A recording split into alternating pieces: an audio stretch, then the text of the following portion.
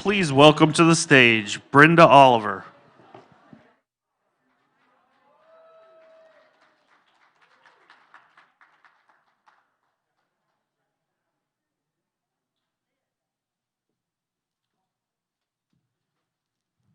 Good afternoon.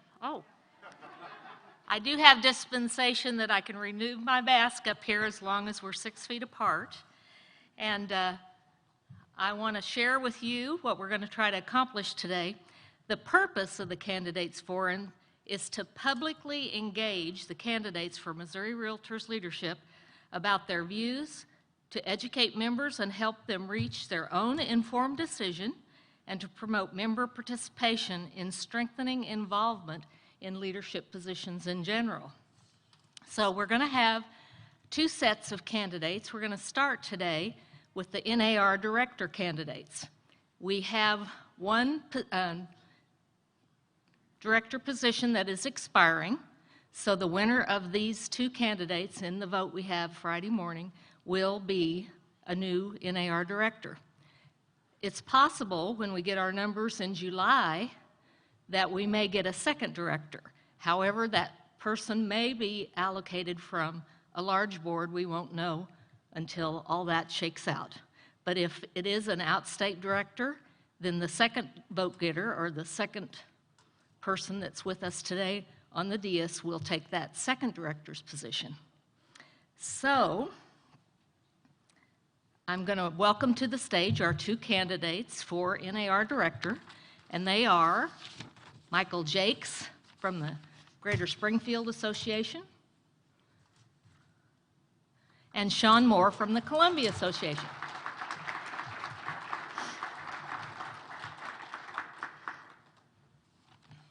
Each of these candidates will have 90 seconds to give an opening remark, and then we have some prepared questions that they have been given that came from our leadership team, and they'll have 60 seconds each to answer those questions. And because of alphabetical order, we're going to start with Michael Jakes, and then they'll have 90 seconds for a closing remark when we finish, and we'll allocate 30 minutes to this. And you're saying 90, not 9, is that right? For a second, I thought you said 9 seconds, and I thought 90. Oh 90. There we go. Okay, good. Thank you. Kara, right down here, will have a little card that says "Shut up" There we go. when you have reached your limit. I can hardly see you, to be honest. I mean, we cannot see anybody. We can read the "shut up" though real well. Thank you. Appreciate that. Yeah, that's nice. So, Michael, Ma'am. I would invite you to give us a little overview of what you want to tell us about Michael Jakes. Okay. Well, first of all, I have to say, please don't hold my CEO against me, especially since my last CEO is here, and he's the one I hired most recently, and now the new. So anyway, don't hold my new CEO against me. But Michael Jakes, wow, where do you start with that guy? I didn't realize a lot of people didn't know who my parents were. My dad's been an NAR director and state director and past board president of Springfield way back when there were MLS books and there was no internet.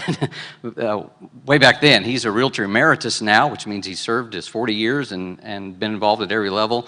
And I say that because of the number of years that he's been in it. My mom is starting her 39th year as a realtor this year. Both my brother and sister, our whole family, that's our company, the Jakes Company. That's who we are. And literally, that's where 121 years. I added it up the other day. I thought, that's a lot of years, but it's a lot of pressure. I'm glad some of you don't recognize or understand what that pressure is about to follow footsteps like that. My dad has a sterling reputation in Springfield for doing things right and well, and boy, that means you can't make many mistakes. And if you do, everybody knows about it. It's a small town feel, which again, it's a good thing and a bad thing, but that's part of who Michael Jakes is trying to follow in footsteps and live up to a great heritage and legacy that I've been given and very thankful for. Yeah, that's who Michael Jakes is. Yeah. Thank you. Yeah. Sean, can we have your elevator speech? Sure. What a year, you know? What a year that 2020 ended up being. For me, it was a year of balance. And for the first time, this will be my 17th year in the industry, I had the best work-life balance I've ever had. More focused. Raise your hand if it was your best year in your career. I'm hearing that across the country. and really helped me prioritize my future and where I want to be and what I want to do. My triplets, they flee the nest in 18 months. My wife and I are freaking out.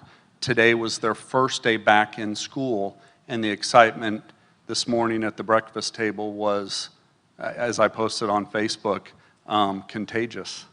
But my story moving forward is the freedom, the liberty, and the choice to serve, to give back. The financial success that this business provides those of us who figure it out and work hard is not enough to fill my heart. It's the giving back, it's the sharing my expertise. I was talking to some agents in the back of the room. I've rewritten my speeches, I've rewritten my talks, I've rewritten my education because the industry has fundamentally changed in the last 10 months, and we are not going backwards. So we have got to figure out the new demands of our consumers, and my team and I had a wonderful year, and we are gearing up to have an even bigger year this year. And I just want to serve you.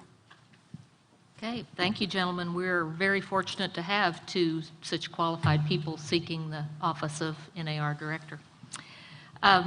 Michael, as a state association, we're kind of proud that we were so successful with our emerging issues forum and how that's become such a staple for us and feeds into the strategic planning committee and helps us really take action on the items that are forefront for us.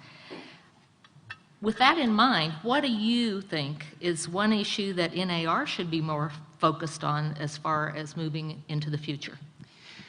That's a bit of a tricky question to answer because I don't want it to come across as thinking I know the answer and I have all these great ideas or I'm a know-it-all or something like that. And I don't want anybody to think that I'm pointing fingers and NAR is not doing a good job. Quite the opposite. NAR is so impressive when they do something. You know, they seek out the industry experts and like the NAR video that we just connected with Fairhaven there, the people that put that together was an amazing think tank of people in that social sciences that helped create that. And like, you know, anything NAR does, it's just top notch. And it's hard to think of what affects everybody in our industry. And of course, you can't fix stupid, but NAR tried to with C2EX endorsement, and that program, you know, tried to fix that and tried to help raise the level and raise, so that they tried to fix stupid and have made good attempts at that, and now they're trying to take on the issue of discrimination and fair housing and really hitting that head on. And if you haven't gone to fairhaven.realtor, I encourage you, please do that. And I challenge you to do that because, again, it's a phenomenal program, and that's something that's going to affect all of us. That's something that can change our culture. If we'll be the light to push out that darkness, if we'll be the light to show people how to do it, people should be looking to realtors for that. That's, yeah. Sean, I'm going to give you the opportunity to tell us what do you think is the one issue that NAR should be focused on that will impact the largest number of realtors? I guess I can answer that question by restating the question. NAR's sole focus should be its membership. We are their consumer. We are who they exist for, and we are who they serve. And I agree with what Michael said. Nobody in this room, our think tank and our mindset, it's already on the forefront at the NAR level. I was fortunate enough to serve you and all 1.4 million members for last year as the chairperson for strategic planning for NAR. And getting that assignment and that appointment was amazing, and the journey was amazing. It was a long journey. And the goals and the directives of the committee that I chaired last year fundamentally was upheaved. And we fundamentally had to completely switch what we were doing because of the change that happened. And that we have started a new journey that I'm not at liberty to discuss here today, but it was fun to be a part of that, even though my journey, I serve one more year this year. I'll serve as a past chair. But NAR is to serve us and serve whatever is prevalent, and I think they do a good job. So can you tell us when that strategic plan will be unveiled? You've teased us here now. Yeah, they're shooting for the major convention this fall in San Diego. Okay. Michael, you've served as an NAR director before. If you're elected this time, how will this term be different, or how will it be the same? I don't know that it would be any different in terms of my focus or my goal, because I went the first time as a director to serve you, and that's what I've been doing and enjoyed doing the last 7 years, and that's certainly not going to change. I don't ever want that to change. That's part and parcel of who I am, is I just enjoy serving people and helping find ways to make us better and make us smarter and help us overcome the challenges and whatever they may be. And being an NAR director, learning from people from around the state and being able to take some ideas back home, bring them back here, back to my local board. Now, I do want to say, hopefully, I'm a little smarter than I was in 2019 as an AR director. I know what a Zoom meeting is now. I know what a global pandemic looks like and how that affects everyday life of everyday people. So I'd like to think I'm a little smarter, a little wiser, but at the same time, my focus hasn't changed. I still think the world of you all and love you all, and that'll always stay constant. Hey, Sean, tell us what you think might be different this time around. How long have you served as NAR director? Me or Michael?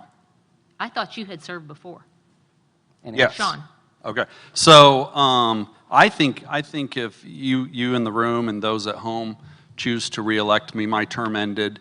It was my first term, 3-year term, and I spent the past 3 years building relationships. Serving as an NAR director got me introduced to the leadership team, and that's what got me the appointment as the chair of strategic thinking or planning at NAR. And those relationships, what I'm most excited about for if you choose to reelect me and give me 3 more years, is the relationships I was able to build at the top of the top, at the incoming leadership. I'm on a first name basis with the heads of the heads. I mean, we text, we call, we send each other jokes. And as you all know that have been in the room a long time, I mean, I'm new to this. I started my journey with Missouri Realtors in 2010. So this is my 11th year, and it's taken a decade to get to this level, to build these connections and to serve at an extremely high level where you can have influence and power and bring the voice of Missouri to the national level. Thank you. Back to Michael. We all know that you're very qualified. We believe that you are dedicated and willing to serve. What was the driving force or the passion behind your decision to submit your application for this important position? I came across a quote from Dr. Martin Luther King, and it said, "Make a career of humanity. Commit yourself to the noble struggle for equal rights. You will make a better person of yourself, a greater nation of your country, and a finer world to live in."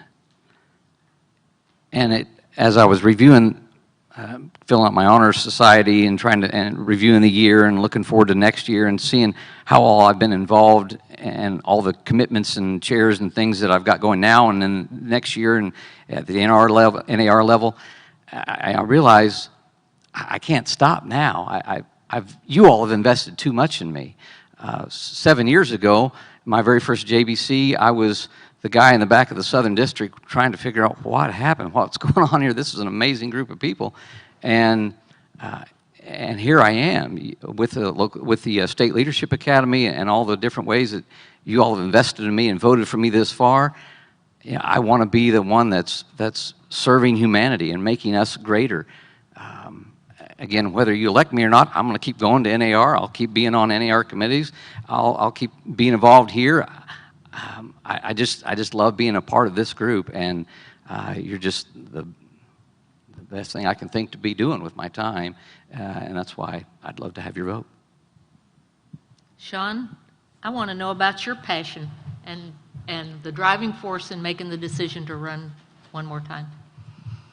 First and foremost, I'm very passionate about everything that I do, and I do it at a level, I can't do it at 150% or less in everything that I do. When it comes to giving back and association involvement and leadership, every year I like to come up with a little hashtag or a tagline that is going to be the focus or the summary of my journey that year and all things that I do. And with all that we've been through the last 10 months, 12 months, for this year, the motto, for me and in my heart and my soul is fund the fun in service to others.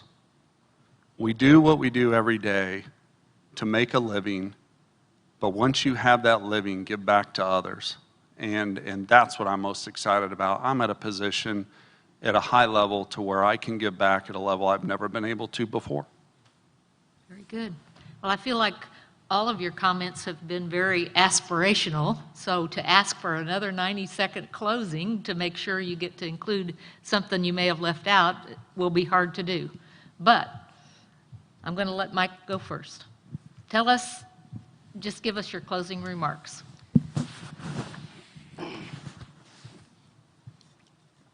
Yeah, how do you wrap it up? I mean, again, with the family history that I have in real estate, that's real estate life is all I've known. I love the real estate life. It's again, for the most part, it's all I've ever known. I've known it here. I started it in Guam when my wife and I were there, and so I know what it looks like in a very diverse community, and I know what it looks like here, and I love it. Wherever it is, I love the power that realtors have. And I would love to be able to be your representative, one of your NAR directors, because I think your NAR director needs to be someone that's very plugged in their local board at this level, as well as at the NAR level. And again, I've checked off all those boxes, and I don't know how better to just say, if you'll keep voting for me, I'll keep serving you. If you don't vote for me, I'll keep serving you. It's okay. I'm not going to take it personal, because I just love you all too much. I love you all too much not to be involved and not to chair committees or serve on PAGs or just help in any way I can. I just love helping people. And again, to take back to another NAR quote, another Martin Luther King Jr. quote, he says, "In the end, we will remember not the words of our enemies, but the silence of our friends." And when I heard Sean was running and he was the only one, I thought, boy, that's a tough, I'm going to go back to the 6 candidates for 2 spots. That might be a little easier. But then I thought, you know, you all have given too much, and I don't want to be the one that's silent and say, well, I'll just step out. I'll just keep serving quietly on the side. I want to give you a choice to make your voice heard. I don't want you to be silent and not have a choice in this. So hopefully I'm the choice you pick. Hopefully tomorrow you'll say, I like Mike for Thank NAR you, director. Michael. One of my favorite quotes, one of my other favorite quotes is, "A true expert does only one thing, and that is what they are an expert at. Everything else they choose not to do, they delegate or they train or teach others to do." I have spent 11 years to get to right here, right now. My children are leaving in a year. My wife and I are going to be empty nesters. We're on a new venture. We're thinking about relocating to the country and getting out of the city and into the country, just like the rest of the world, right, because of COVID. But when it comes to this position, I can't wait to travel with my wife because the kids are gone and serve at a higher level and bring her into the fold of the association. She's been at home being a mom, so that's important. Timing is important. And like I said in the previous questions, I spent a lot of time, energy, and effort to get to this level, to serve at a level I've never been able to serve at. Well, I want to thank these candidates for opening their hearts to us today, and I want to assure all of you that you're going to have the opportunity to talk to them one-on-one right after we interview our treasurer candidates. We're going to have just a little bit of time to mingle in the group, so be thinking about a question that you can ask these 2 guys face-to-face that might help you make your final decision how you're going to vote Friday morning. So, gentlemen, thank you for your time. Can we Thank say a you. big thank you to everybody online? Thanks for being here. Yeah.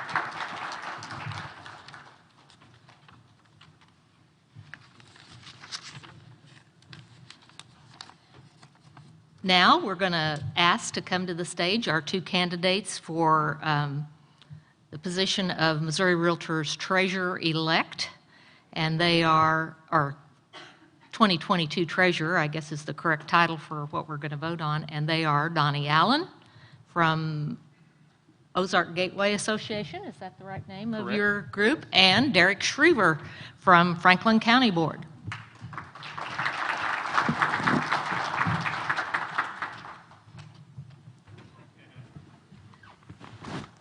And Derek, we do have dispensation to remove your mask now that you're here, if you like. So, same format that we had for the last candidates, where Kara, right down here, is the one with the timer, and she'll just say stop when you've used up your 60 seconds or your 90 seconds. But we're going to open it up with just a generic opening comment, and as the rules tell us, we're going to go alphabetically, so Donnie gets the advantage of speaking first. All right, well, I'm running for treasurer-elect for 2021, and I'm asking for your support and for your vote. I began my real estate career in 1996 when I moved back to Joplin, Missouri from Oklahoma. And my wife and I had began looking for homes, and we just couldn't find the right property. And we spent a lot of time with real estate agents, and you know, I just wanted to know what they did and why they did what they did, what, you know, the words they used, and it was all over my head, and I wanted to be an informed consumer, and so I knew a friend who was going to take the real estate class, and I decided to jump into that class just so I would know what they were talking about. And it turns out, as I learned more and more every night, I would go home and I would say, you know what, I think I can do this. I believe I can do this. And so it became my passion, and I launched my career in 1996. In 2002, I got my broker's license, and I was hired by a large independent company in Joplin to be a manager, broker, trainer. And then in 2006, I opened my own real estate company. And so my career has had many successes, including Leadership Academy in 2006 and NAR Leadership Academy in 2017. And so I believe I've built a resume that is certainly strong enough, and certainly some leadership opportunities and skills that I believe I would be a good candidate for you. Thank you. Derek, can we have 90 seconds to tell us about you? Yes, I sure can. So first of all, thanks for all attending in person as well as virtually. So my background, and I'm just going to kind of run through what I talked about on the campaign trail. So I joined real estate in 2006, having just graduated college. I joined my mother's team, who had built her career to a point where she needed some assistance. So I jumped in and said, I'll help you as long as I get to continue my academics. So the negotiation was I'd get to participate in graduate school. So I went to UMSL while I worked as a non-licensed assistant. In 2010, I decided to get my license against my mom's recommendation. Most of my life, I never thought I would actually be a realtor. And as I got involved in the industry, I realized how important we really are to the entire nation and to our communities. And so over that time, I realized, and encouraged by many people in this room and joining us digitally, to continue my progression of joining my local board, working as a director. That group said, maybe you should go to the state meetings. And so I did that, and sure enough, I impressed, I guess, well enough that people continued to ask me to serve. And I've had the opportunity to serve alongside Brenda in the Strategic Planning Committee. And from there, I began my tenancy as a member of the Finance and Budget Committee, which I believe really puts me in a position to be the right choice here for treasurer, because I've been a part of Finance and Budget for going on 6 years now, and I've really loved being a part of that group. And I've been appointed by multiple presidents, and I've also worked alongside both Emily Miller and Jesse Jordan, so I do feel I'm qualified for the position. Thank you, Derek. Donnie, realtors come in all shapes, sizes, ages, and demographic backgrounds. You're asking to be our representative on the leadership team. So if I were a brand new realtor, what would you do for me once you become part of the leadership team? Man, I love that question. I love new real estate agents, and I remember sitting in that chair the very first time I made it up to Missouri Realtors as a new agent in 1999, and I remember first, I wasn't on a committee, I was on like a technology task force or something like that. So I remember being there, and I didn't have the benefit of a AE leading me around or a mentor at that time. So I remember how scary it can be sometimes when you're new, right? And you're here by yourself and you don't know if it's okay to sit down at this table or this chair or with these people.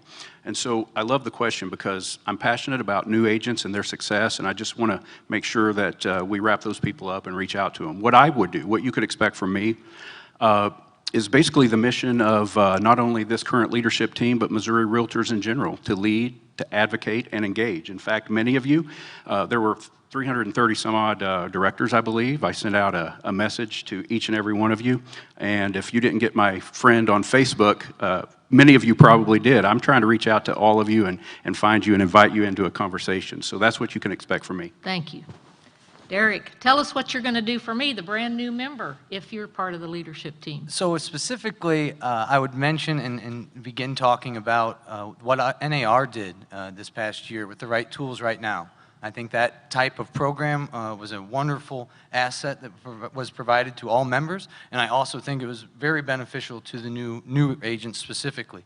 They have such an abundance of a plethora of opportunities and options, through that system, and I highly recommend, if you haven't looked into it, to check that out. Simultaneously, our state association has been doing wonderful things, including the Video Vault, which came out of the Communications Output Group, and I believe that particular program is going to be something that we need to drive home to new member orientations and things like that across the state at our local boards to make sure that they're aware and that those videos can enhance someone's career and that they're available at the right time. Additionally, for new members, I'm very proud of our risk management group and the wonderful work they did in getting the COVID forms out within such a wonderful timeline that they impacted us this year. So I just think our state has been doing things, and I want to continue that progress. And Derek, I would like for you to spell plethora. Yeah. Never mind. I bet he can. Donnie, can you give us an example of a time when you served in a leadership role, maybe in your local association, where events required you to step up, turn the tide, and guide the group into a new direction?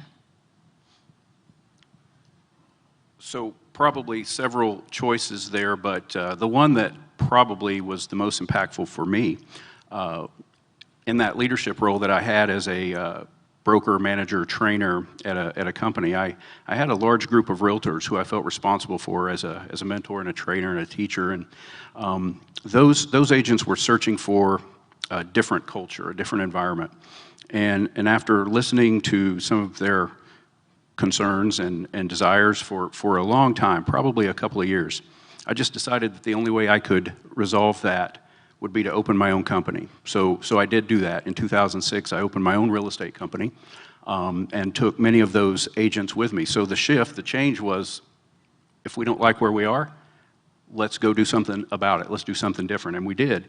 I opened an office in Joplin with 3 partners and 5 agents.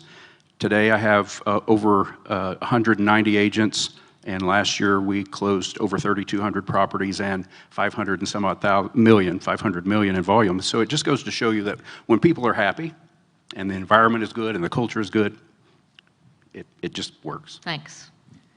And to carry on with that, the idea of culture in your organization is crucial. And so my topic would be, in 2015, our local board lost our AE after a 20-year period of her serving our association.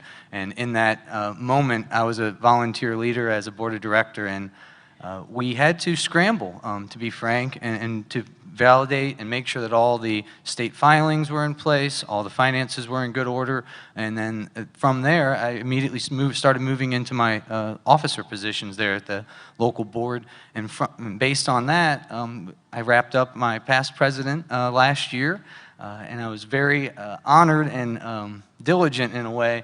I feel like I left a lasting impression because we went back through and reorganized our committee structure.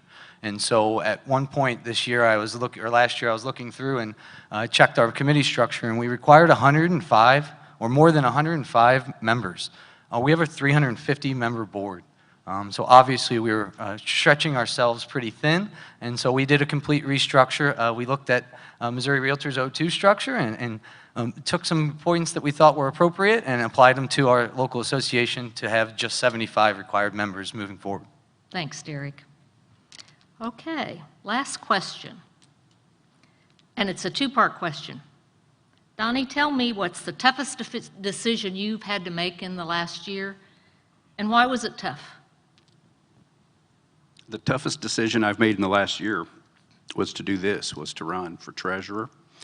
Probably, the single greatest obstacle was I was going to have to run against a couple of friends of mine. Derek and I have literally had dinner and drinks together, and we hang out and we enjoy each other. So to run against a friend is difficult, but what I knew was Missouri Realtors would benefit from that choice, right? But for me, it's a conversation that I've been having for a long time. I had so many things, in my early career, I wanted to get my career on track and get things going so that I could dedicate the time, energy, and effort that it takes, that it requires. In 2006, I opened my own office. In 2011, we had the big tornado, and it took 4 years to put everything back, A couple of years after that, my wife had a tumor. She was on chemotherapy for a couple of years, and I needed to be a caregiver, and so I spent that time. And so the things just kept popping up and giving me challenges, and so it finally aligned and now became the right time for me. Thank you. Yes. Eric? Similarly, it wasn't necessarily the decision to run for this position, it was the timing of a campaign. For one, I'm not a big self-promoter. It's kind of uncomfortable for me, to be completely honest, to toot my own horn. But from there, it was the pandemic. The reality of me trying to self-promote amidst this grave situation we're in called the pandemic. It was uncomfortable even more so.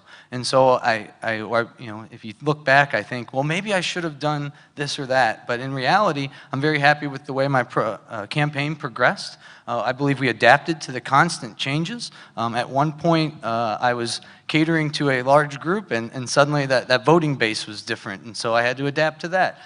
Going from in-person only to a virtual, to a hybrid, all those sorts of things presented challenges to me, and I believe I overcame them and showed that adaptability and change is a part of my skill set, and I'm prepared to see what Missouri Realtors offers, and I'd be glad to adapt and change and improve this association like I have my local. Thank you. Thank you. Okay, time for a little closing remarks. If you thought, oops, I forgot to talk about that, this is your opportunity. And Donnie, you're going to have the floor. I had a candidate reception last night and invited everyone who would be voting for drinks. And I really wanted to take an opportunity to speak to each and every person there. But what happened was, you get to talking with someone and you want to stay laser focused and be in the moment and answer their questions and have that conversation without looking around. So if I missed you, I really apologize. I meant to speak with every one of you last night, but I appreciate you coming. As I think back, when I first saw my first Missouri Realtors meeting, I was just in awe, right? I believe that, we've had some great presidents in the past, and I want to be a part of that fabric. I think about people who've inspired me, the Bruce Eites, the Richard Mendenhall, the Elizabeth Mendenhall, the Keatings, and many others, the Gherkins, who have always supported me and encouraged me to run at some point. And I often refer or think about the way that geese fly, right? There's always a lead goose, and they're flapping their wings, and they're breaking the air so that everyone can move along further, faster. But when they get tired, they go to the back and everyone else takes their turn. And so what I'm asking for, what I'm putting out there is I'm asking for my turn. I would like to represent you. I want to be president. And Richard Mendenhall said it best, leaders lead. And I want to take my term as your leader. Thank you. Derek, I'm going to give you the opportunity to just sum up what you think we need to know. Yeah, so along the campaign trail, I got to have some wonderful conversations. I've been campaigning now for 10 months, competing against 3 different friends and opponents, and so I've had to adapt to that a little bit as well. And what I wanted to make sure I convey is that I believe I'm the right person at the right time. My skill set and my involvement at NAR is focused on consumer communications, and I believe that making sure that the brand Realtor, the brand Missouri Realtors, is known to every consumer, that we are crucial to the transactions, we are crucial to real estate industry, but amazingly, we are also crucial to the nation's economy.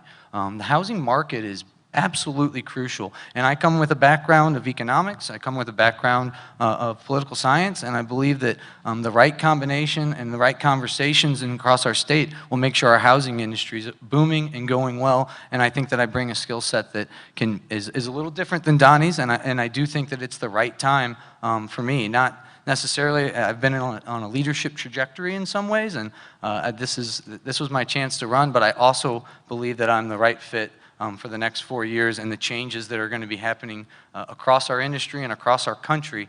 And I believe that I'm the right fit. And so I've championed and kind of, as I campaigned, said that I wanted to earn your vote. So I started my communications in November asking for the opportunity to earn your vote. I'm not assuming anyone is voting for me, but I do want, at some point I have to ask the question, and tomorrow I will do that. But as of right now, have a conversation with me, and I still hope to earn your vote. Well, I think I can speak for most of you in this room. It's wonderful to have such dedicated potential leaders, that you're already leaders, but people that are willing to step up and serve the organization. So as I end the candidates forum, I think we're going to have the opportunity for you to talk to all 4 of these gentlemen in the room. John, how long before emerging issues start?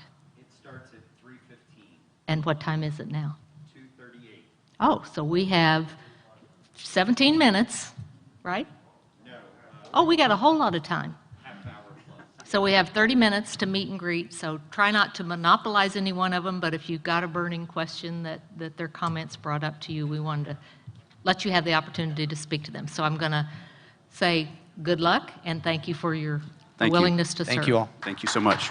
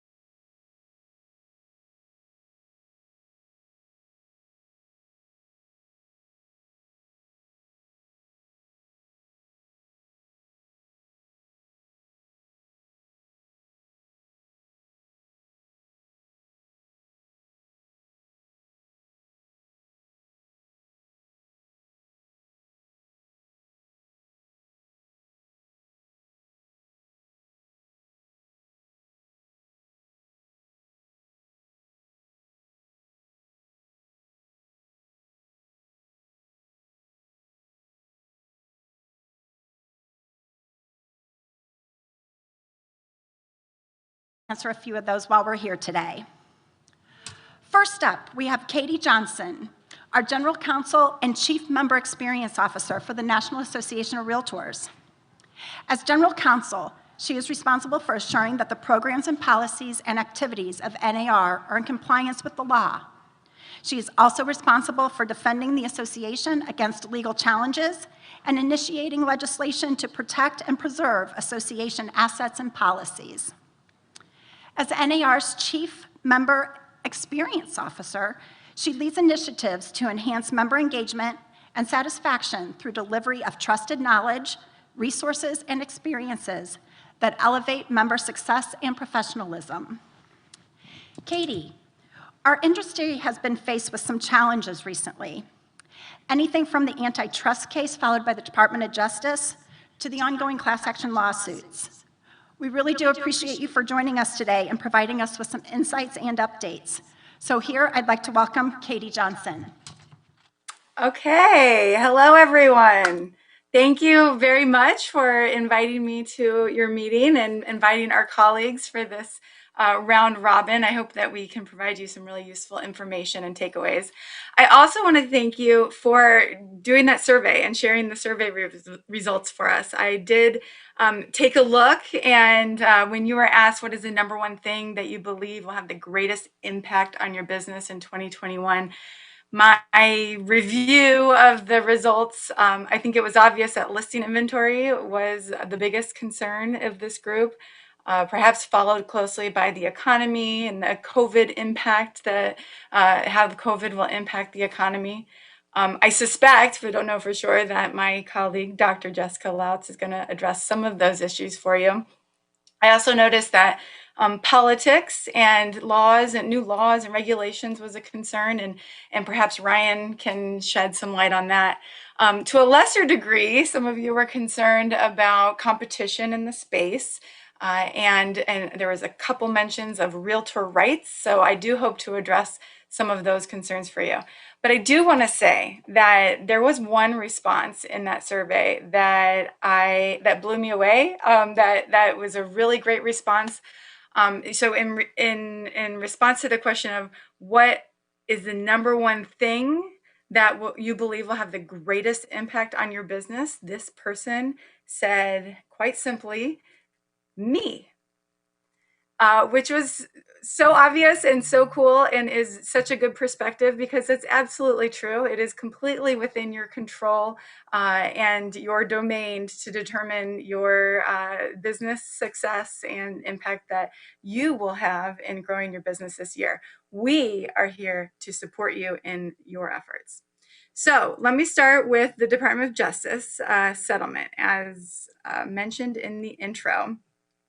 And you have likely heard that in mid-November, NAR and the Department of Justice reached a settlement related to questions raised by the Department of Justice about our MLS system and about commissions generally.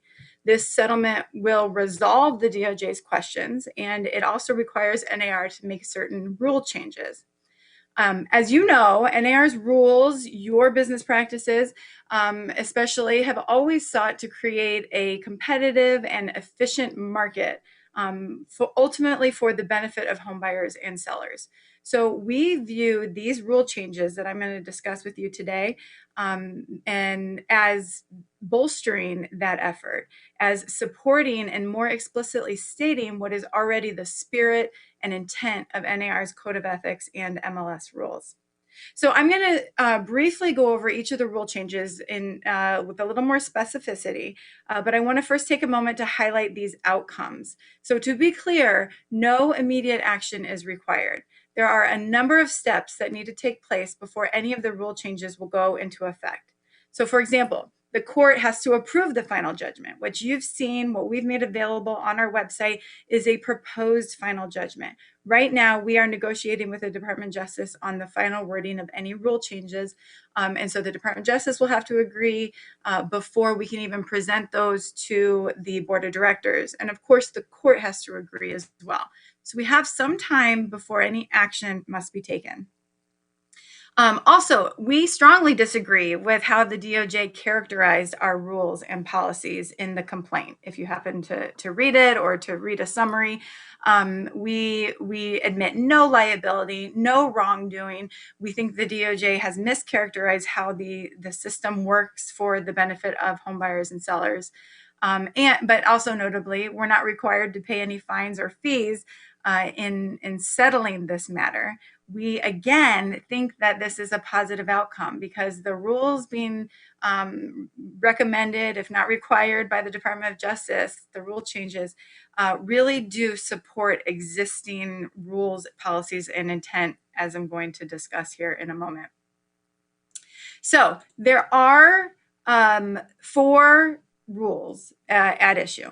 And first rule is going to require the disclosure of commissions. And here we proposed to the Department of Justice that we adopt a new MLS policy statement that accomplishes a few things. First, the policy statement is going to prohibit MLSs from restricting or discouraging participants and subscribers from publishing and displaying the offer of compensation. So currently, if your MLS is owned by a realtor association, and if the MLS marks that field as confidential, it can no longer be marked or identified as a confidential field. Furthermore, because the MLS can't prohibit or discourage display, the MLS will actually have to proactively display the offer of compensation in their consumer-facing vehicles. So that would be a public-facing website if the MLS has it, or certainly the listing detail pages that the MLS provides for the consumer's view and benefit. Those sources will now display the offer of compensation. Brokers and agents will have, and MLS participants generally, will have an obligation to make sure their clients know what the offer of compensation is on a property before they make an offer on that property. So here, again, the focus is on getting the information to the people who need to know it. And the easiest way for a member to satisfy that requirement would be to use the listing detail pages that the MLS produces, since now it'll have that information on it. They could also desire to post it on their own websites and to include it in their IDX displays if they so choose. As a way of making sure they're complying with this obligation of ensuring that the consumer understands what the offer of compensation is. And the rule that we've proposed at the DOJ would allow MLSs to require a disclaimer to be included in that display.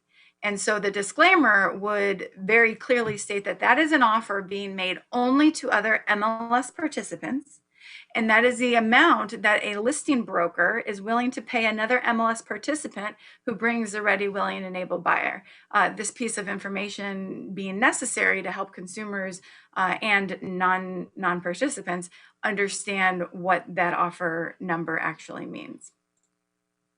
The second rule change under the rules, under the DOJ settlement, is a prohibition on advertising services as free.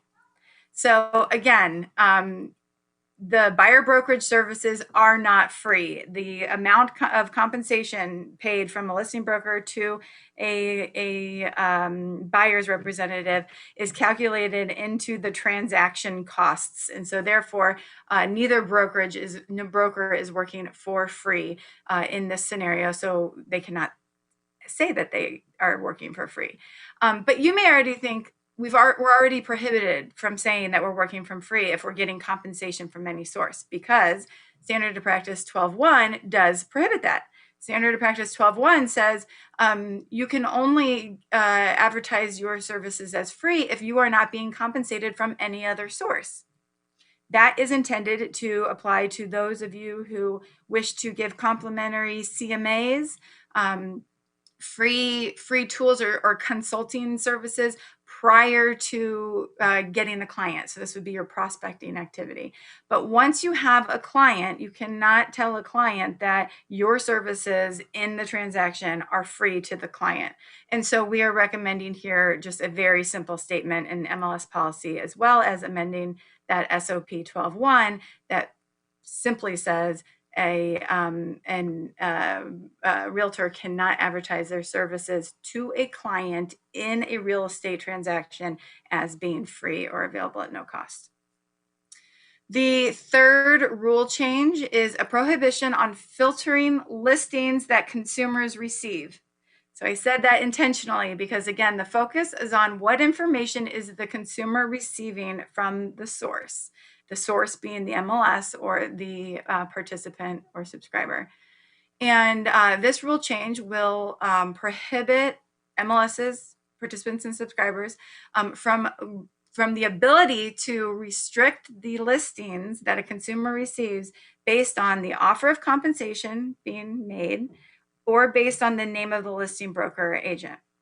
Those rule changes are intended to address the DOJ's perception that some agents won't even tell their clients that certain homes are available, even though they match the client's desires and criteria, but they don't offer as much compensation as the listing broker wants to pay or wants to receive. So again, this is just bolstering an existing duty for all realtors. Realtors have the duty to act in the best interest of their client, Article 1. And so that includes providing information on all properties that might fit the client's needs. And when there is a property that fits the client's criteria, but doesn't offer the amount of compensation that you've agreed to with the buyer in your buyer representation agreement, so I'll repeat that you've agreed to with the buyer in your buyer representation agreement. If you're not using buyer representation agreements, please start using buyer representation agreements for a whole host of positive benefits to you. Then you have that conversation with the client and say, if you like this home, you're going to be on the hook for this amount of money.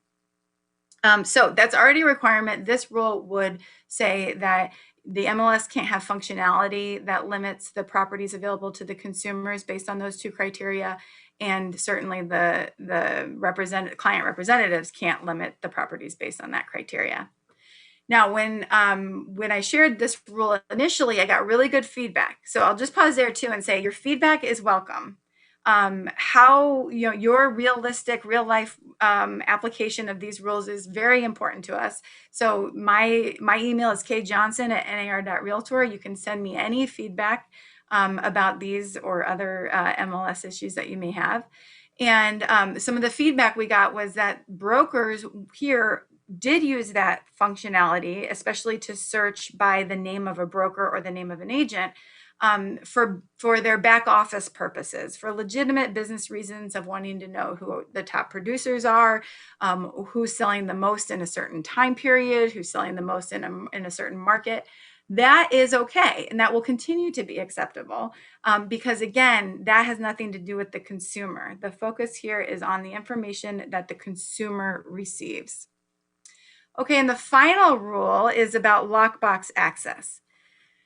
And this rule makes people clench and get very nervous. And I understand why. And I think and I hope that we've addressed many of the concerns that folks have in the rule as I am about to explain it. So the DOJ, the order says that, MLSs and associations must provide lockbox access to any licensee with the seller's permission. So said differently, you cannot require membership in an MLS or association in order to access a lockbox for a specific listing. And so there's a whole host of questions and issues around that we received in the feedback, which was tremendously helpful. First was about safety. How do we ensure that the individual requesting access is who they say they are and is competent, at least as competent as Realtor members, to enter the home?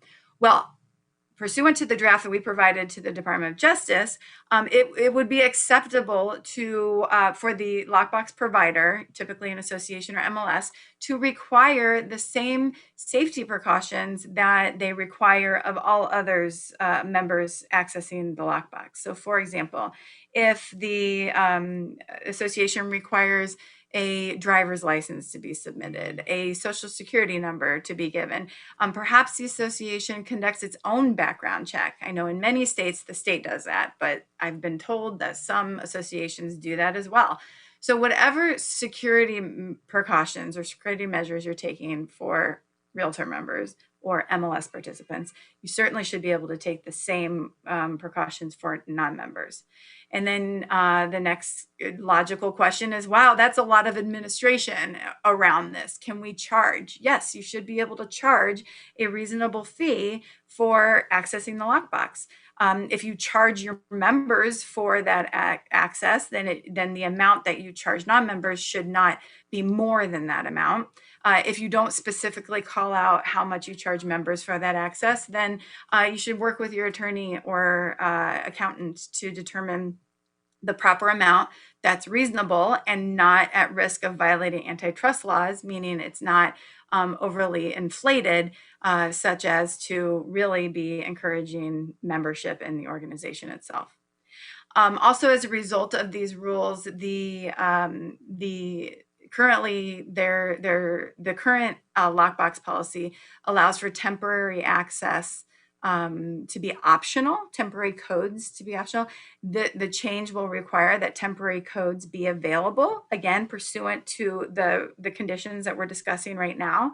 And the good news is that both Supra and SentryLock have that functionality today, so they can turn it on for you at your request. The last issue and concern that very understandable concern that we received was regards to how do you hold non-members responsible for adhering to the rules, for finding out the listing, adhering to the lockbox access rules, and adhering to the penalties and sanctions for not following the rules.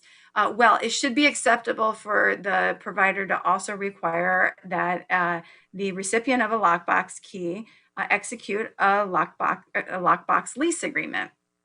That is required of all Realtor members and MLS participants. So it should equally and similarly be required of non-members as well. The last point I want to make is that the individual must be licensed in the state where the property is located, that being an important distinction. And it would be okay to also require that the listing broker of the agent requesting access have to sign the lockbox agreement so that the broker or the principal broker understands the obligations and rules around such access.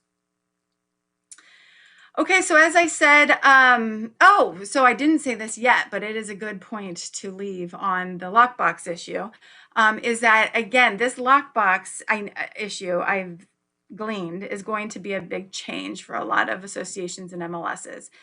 In some areas, I've heard maybe that they don't even allow other Realtor members to get that access if they're not a member of that association. That kind of activity is prohibited through the Board of Choice rules regardless. But in any event, Article 3, there is a duty to cooperate. So Article 3 requires that all Realtors cooperate with other brokers when it's in the best interest of their client. That would require that the Realtor make a determination as to whether or not allowing a non-Realtor to show a property is in, if they have a really enabled buyer, is in the buyer's best or the seller's best interest. That evaluation needs to be made at the point that the request is made so that you can ensure you're always responding to your client's most recent needs and concerns and interests, to be precise. Okay, so the next steps are no immediate action required. As I already said, we're working on the final wording, the final rules. We are meeting with members, associations, MLSs frequently to relay where we are, as I just did, and to seek and solicit feedback as we move into the next steps, because sometime in the spring, we will have a board of directors meeting. We want to make to approve the final rules, and we want to make sure that those rules, that those directors are very well informed on what the potential the changes will be. So for all resources related to this settlement, please check out the website, nar.realtor. If you actually just go to the homepage, this specific topic page will be one of the options that you can access right off the bat and always access as a condition of our settlement for the next year from our homepage. So we will keep that updated, and I'll also continue to share information on the hub. Okay, so very quickly, I'm going to move into a couple other lawsuits that you all may be interested in.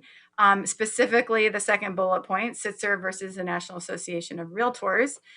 Just a reminder that both of these cases are class action lawsuits.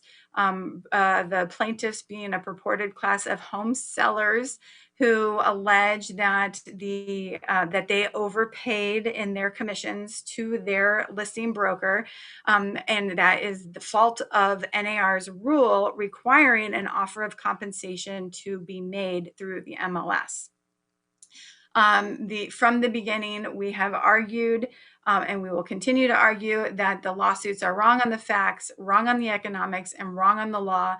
They continue to mischaracterize how the MLS works, and certainly how home buyers and sellers benefit from the efficient, transparent, and accurate system and cooperative system that the MLS creates.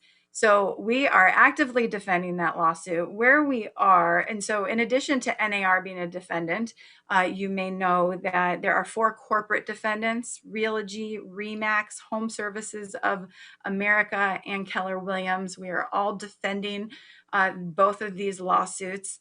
And the Sitzer lawsuit is actually further along than the Merle lawsuit in Illinois. And in Sitzer, it is contained in Missouri. So the Sitzer lawsuit is specifically alleging that it is home sellers who sold their home using one of 4 MLSs in Missouri for the past 5 years, that they are the ones who have been damaged by our rule. And this was implemented 2 years ago, nearly 2 years ago, they filed suit. We are just now at the stage where they are going to be filing for class certification. It's looking like it'll be in the spring that they'll be filing a motion to certify a class. We will be filing a very strong motion to deny class certification, arguing that the transactions are unique and there's not enough typicality or similarity between the transactions in order to satisfy the class requirements. We hope to prevail, because that would be taking the wind out of the sails for these 10 class action lawsuits or law firms that have brought these lawsuits. So keep your fingers crossed on that. In the meantime, you may know that your MLSs, 4 MLSs in Missouri, and some of your broker colleagues have received subpoenas to provide information to both the plaintiffs and the defendants that we are now culling and trying to use to our benefit to prove our case. We ask that you do these very simple things to help us win, and that is help us win in the court of public opinion by educating consumers on your value and the value of the MLS. You bring great value to the transaction. Part of this lawsuit is based on a perception that buyers' representatives don't do anything because the properties are now available on the internet. So educating your client on the value you're bringing is going to be key to all of our success and relevancy for years and years to come. Very quickly, 2 clear cooperation lawsuits we're defending in California. They're going very well, so I'm not going to spend too much time on them because I expect them to be dismissed soon. But just so you're aware, after the clear cooperation policy went into effect last May, 2 private listing networks, the Top Agent Network and the PrivateListingService.com, sued NAR in California state courts. And they alleged that the rule itself was anti-competitive because it hurt their business models. That's not how the antitrust laws work. And so we're off to a good start. And our first motion to dismiss was granted. The court did allow Top Agent Network to refile. Both parties have tried to enjoin our rule. Both of those requests were denied. And so now we are still in the motion to dismiss phase, and we'll be filing renewed motions very soon in both cases. So for your information and benefit, the clear cooperation policy is still in effect, going strong. And if you have any questions about that, please check out our website, nar.realtor. We have a plethora of CCP resources and FAQs that could help you. Okay, I see I only have a couple minutes left, so I am just very briefly going to touch on the realtor rights issue that I saw in your what keeps me up, or what's going to have the greatest impact on my business survey. Quite simply, as you know, the Professional Standards Committee recommended to the Board of Directors, and the Board of Directors approved a change to our Code of Ethics this November that prohibits the use of hate speech in any context by realtors. And that was monumental, but it was intended to address and flow through the obligation to provide equal services to all people, thus to adhere to the fair housing law by not denying any services or participating in any agreement to deny services or treat unequally people based on race, gender, any of the protected classes in Article 10 or in the Fair Housing Act. So to the point of rights, I would just say, I put this quote in here, as it's a good quote from Lyndon B. Johnson when he signed the Civil Rights Act of 1964. He said, "The purpose of this law is simple. It does not restrict the freedom of any American so long as he respects the rights of others." So you can analogize that here and say that the rule change does not restrict the freedom of any realtor so long as he respects the humanity of others, the dignity of others, the equality of others. And that is the intent of the rule change. We have a plethora, again, I seem to like that word today, of resources on nar.realtor. So instead of diving too deep in here, I am going to share this slide deck with John Seabury so he can distribute it if you want it. But come to this resource page so that you do know, if you go to our website, there's so much useful information that's delivered in a really easily understandable way that is better and more useful and more productive to read than somehow some of the media outlets are characterizing this rule. So if you have any doubts or questions about this rule, first, please watch one of the many training videos that are on this website to get educated on its impact and effect. And as always, please feel free to reach out to me or anyone on my team to discuss any concerns or implementation issues that you may have. So with that, Perfect. Katie, thank you so much. First, I have to say I love that Lyndon Johnson quote. Secondly, I have to ask, were you on our candidate forum live today? Because the word plethora came up a few times in that forum as well, so it was perfect timing. And I don't actually think you were there. Now, quickly, before we let you go, again, thank you for all the information you shared. I'm going to defer to John because we did have a couple questions in the chat, and so I'm going to let him ask those of you. Hi, Katie. Hi. There were just a couple of questions, and as a reminder, in case anyone missed it at the beginning, if you're here in person or online, you can go to the main page of the January Business Conference site and ask questions in the chat. We have 3.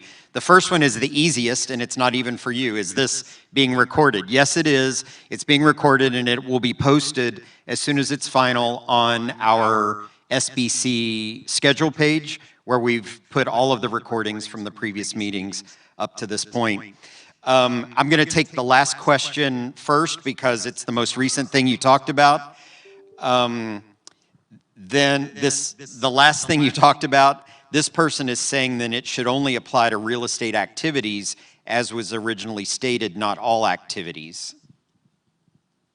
That is definitely an opinion and perspective heard and debated at every level of the conversation.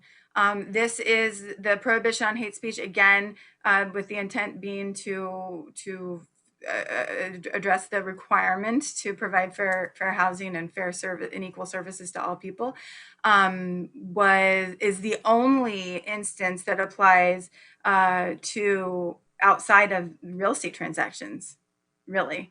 And so I hear you. Your opinion was very well articulated and debated throughout the process. So that was more a statement than a question. Back to the very beginning topic that you talked about, the question is, will it require a listing agent to disclose their portion of compensation? Good question, and I should make clear going forward, no, definitely not. I know that seems kind of weird, but the amount negotiated between the listing broker and the client should be individual, unique, and kept only between the listing broker and the client. Sharing it would be problematic under the antitrust laws. So now you're wondering why, because that could lead toward an agreement of fixing it at a certain level. And then you're thinking, well, why would you share the offer? Well, you're already sharing the offer. The nature of our system has you sharing that offer of compensation with the people, with the competitors who could potentially, act in anti-competitive ways. So therefore, the cure for that, in the eyes of the DOJ, is to also share it with consumers. Katie, can you hear me? Okay. Katie, I have a quick question on timing. I know originally when this came out, you said that you should have some sort of resolution with DOJ by mid-January, which is, of course, now. And, of course, you said it's got to be voted on by the Board of Directors. When can we expect that you'll have something worked out with them to present to the Board of Directors, and will they hear it first, or will it be disseminated to all the members? Very good question and very astute observation, and you read closely. My very first communication said we did think that maybe we would be able to be voting on this stuff in January. Things change. Right now, there's nobody in the front office at the Department of Justice because the administration has turned over and they're filling those positions. So it is going to take longer than we thought to finalize the matter. I expect spring. Certainly not before, it could be as early as March, and it could be the regularly scheduled May meeting. The directors will know first about anything happening in this regard. And then, of course, wanting to keep the membership apprised of everything as well, we would share it with the membership as appropriate as well. And before we let you go, 2 final questions that are related to lockboxes. It appears, if I recognize the names, both are from local associations. One, clarification on temporary code on lockboxes. If an association offers lockbox key subscription to non-realtors, do we have to offer temporary codes? And the second question, how can we hold a real estate licensee accountable regarding the lockbox rule? A member we can suspend for non-payment of a fine. So to address the first question, well, let me address the second one because that's what's in my head, and I have to remember what the first one is. The second one, yes, the same accountability, and those mechanisms can and should be articulated in the lockbox agreement that you provide to the non-member. So if they don't pay a fine, then they don't get access because that's what your agreement has. So it will be a contractual relationship, and that they'll have to adhere to. The first question is about temporary codes. That's a good question. The end result is that they're getting the ability to access the lockbox if the seller approves. And so if they have that ability without a temporary code, that should be sufficient. Given that both of the providers allow for temporary codes and that you're able to, charge a fee, process them, I don't know if not having that option is even beneficial to the association. So it's not a clear answer, but the intent is that the access be provided, and if you're providing it, that should satisfy. Wonderful. Katie, thank you again for being with us today. We really appreciate your time and all the information you were able to provide to us. Absolutely. Thank you very much. Have a great day, everybody. Bye-bye. Now it's my pleasure of once again introducing my co-host, Daryl Burns, and I'm going to invite him to the podium for our next introduction.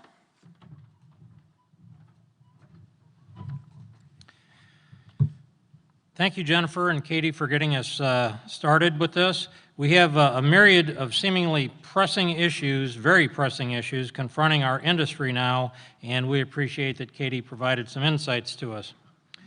I now have the pleasure of introducing Dr. Jessica Lautz, who is the Vice President of Demographics and Behavioral Insights at the National Association of Realtors. The core of her research focuses on analyzing trends for both NAR members and housing consumers. Through management of surveys, focus groups, and data analysis, she presents new and innovative ways to showcase results, just as she has done with major media outlets and through international presentations. Jessica will discuss some of her most recent research findings. Economists are great historians. Let's hope Jessica can use her statistics to provide an accurate expectation for the year ahead for us. Jessica was last in St. Louis. It was actually a year ago in January, this year, or a year ago, January, for the St. Louis, and I believe she's also in St. Charles for our economic forecast breakfast. Missouri Realtors offer you a warm welcome back, Jessica. Thank you so much. It's crazy what a year will do, right? So I took a look at your survey results, and I think every other word was inventory. Where in the world is the inventory? I got to tell you, I don't know where it is either. So I think I can be pretty accurate in saying that we don't have enough inventory. Housing starts were released this morning. There's some indication that builders are ramping up, but we know the headwinds that they have of having labor issues, of having land constraints, of having supply constraints when it comes to steel and lumber are actually just getting worse. So I've heard from home builders and from their chief economist, Robert Dietz, that now they're having concrete issues, and now they're having kitchen appliance issues, which I think we all know about if we have had a broken appliance in our house or know of a friend who has. Just the idea of getting a new refrigerator right now is near impossible. But there's also massive issues with COVID and all of the delays in the process. So just thinking about having people in a home and building a new home is posing a lot of constraints when we think about the exposure that people have, and people needed to take off time of work as well. And being such essential employees to the process of physically needing to be there and not able to work from home. We also know that there are a lot of concerns for existing homes to list them on the market. People don't want other people in their homes right now. And as much as the transaction has moved into this virtual world and people are using these virtual tours and virtual listings and virtual open houses, people still feel very uncomfortable just having limited people in their home, even spacing it out, even with doors and windows open, even in the cold of winter. There's a lot of fear about that. So we have no inventory. I don't know that I have a silver bullet of when things are going to start looking up. Hopefully, based on today's numbers, we can start seeing that builders will start ramping up. But in all honesty, we're going to need about 18 months of the ramping up of inventory, of solid building, of affordable inventory for us really to start meeting the needs of the current population, let alone a lot of Americans are doubling up right now. So thinking about all of those young adults who may want to leave the home, and really they're doubling up at unprecedented rates right now. So let me jump in. I have to say a lot of America is feeling the pressure cooker. We're feeling the pressure cooker right now of young kids in the home, homeschooling, of young adults going to college online or changing their college plans. But we're also just feeling the pressure of working from home and just having all of the stresses all around us. I will say I am in an attached townhouse right now. I do not have construction going on in my house at this current moment. My neighbor right next door does. So if it starts getting really loud, it is not me. I would tell them to please be quiet, but I cannot because it is not my house. So yes, we all feel all of the pressures right now.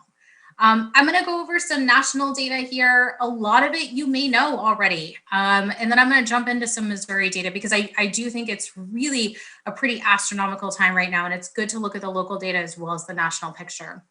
What we're seeing right now is we actually have the highest home sales in the last 14 years. We're talking about a time that we haven't seen since the Great Recession, since before the Great Recession, looking at the boom years, where we really do have very strong home sales right now. And a lot of that is driven by the need for more space, more room, more work from home room, Zoom rooms. We need that space right now as we're all home a lot more than we ever expected to be. And with that, what we're seeing is that really low inventory. We're also seeing a lot of people purchasing second homes right now outside of city centers or looking at more affordable markets. Early retirement purchases really driving up that trend. And so that's really putting that pressure on the inventory, but it's also really driving up prices on a very, very large scale of more than 100 months of year-over-year home price increases.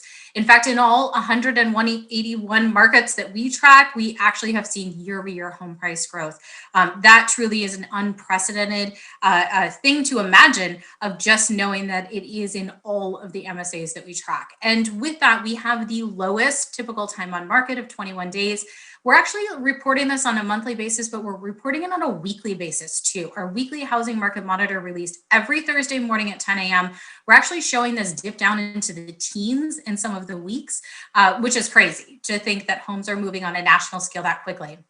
We have 2.3 months of a supply on a national scale. Again, looking at historic lows, but the real supply, this is actually an inflated number because this includes pending contracts. So we're actually talking about less than 1 month supply in many, many areas of the country. And this is not just your traditional areas that have always had very strong growth, because people are looking outside of city centers because they suddenly can work remote on a permanent basis with their career and keep that job. So this really is changing much of the market on a nationwide scale. So let's jump into some of the reasons why. We're doing a survey. It's called Back to Normal Barometer. It's very, very cool because we can look at different flashpoints through COVID.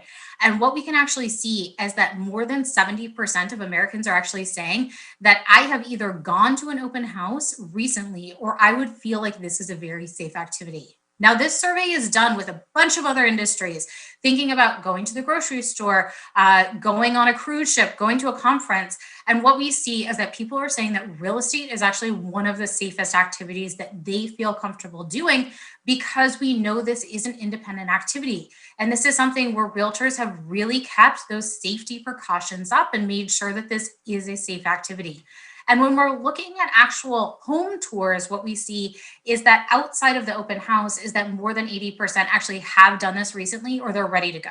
They don't feel like this is something where they need extra precautions taken. The vast majority of individuals do feel like this is a safe activity. And this is really driving that home sales rebound and that real big push in home sales and that double-digit price increase that we're seeing on a year-over-year basis consistently in the data.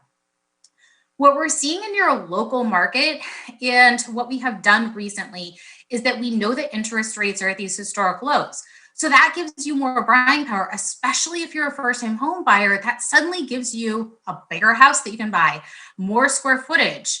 But we also know that that's coupled with these rising home prices. So what we did is we actually took a look on a metro level and we said, okay, what is the price growth? But then also couple that with these new low interest rates. And what does this actually mean for buyers today? And I think this is where we're seeing a lot of this ramped up demand, is that yes, in St. Louis County, when we look Q3 to Q3, we do see that home prices, and I took the largest counties that I could find population-wise in your state. And so St. Louis County, prices increased 3.1%, but with the lower interest rates, you could actually have a payment that is $88 lower. And so you can see similar patterns here when you look at Jackson County. Very big price increases here, 5.2%, but you're actually paying less on a monthly basis. So you can actually play around with these links. I supplied them here. So you can look at your local county. We have all the major counties in Missouri, and you can play around with the data here.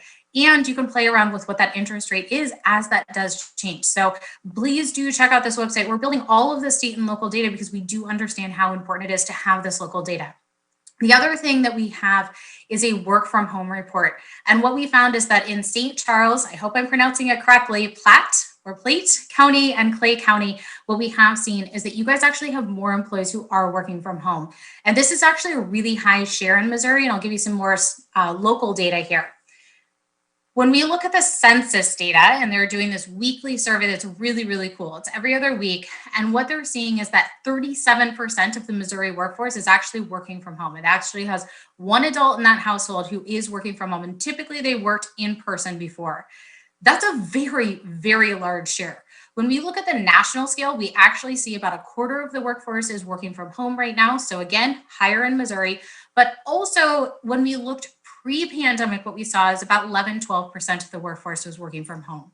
So you're looking at about 3 times that share. That's pretty impressive to see that.